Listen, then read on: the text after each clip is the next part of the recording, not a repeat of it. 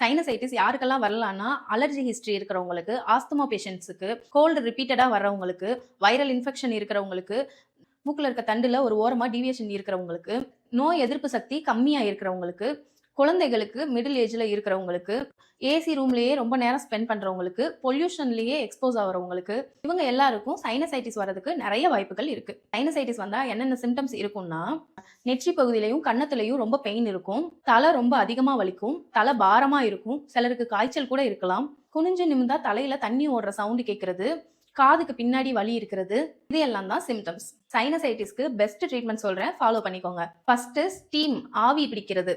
நீங்க டெய்லியும் 1 or 2 times steam சொல்லக்கூடிய ஆவி பிடிக்கிறது மூலமா உங்களோட சளி எல்லாம் மெதுவா உருக ஆரம்பிச்சு வெளிவர ஆரம்பிக்கும். இது உங்களுக்கு ரொம்ப ஹெல்ப்ஃபுல்லா இருக்கும். நெக்ஸ்ட் நேச்சுரோபதியில ஜலநெத்தின்னு சொல்லக்கூடிய saline nasal water cleansing method மூலமா உங்களோட சைனசைட்டிஸ் குறையிறதுக்கு ரொம்ப ஹெல்ப்ஃபுல்லா இருக்கும். அலர்ஜி இருக்கிறவங்க அலர்ஜி கண்ட்ரோல் பண்ணணும். பொல்யூஷனுக்கு எக்ஸ்போஸ் ஆகாம இருக்கிறது, எக்ஸ்போஸ் ஆனா மாஸ்க் வியர் பண்றது, கோல்டு வந்தா 10 டேஸ்க்குள்ள சரியாயிரணும். சைனசைட்டிஸ் ரொம்ப தீவிரமாயிருச்சுன்னா கண்டிப்பா நீங்க டாக்டரோட சூப்பர்விஷன்ல ட்ரீட்மெண்ட்ஸ் எடுத்துக்கணும்.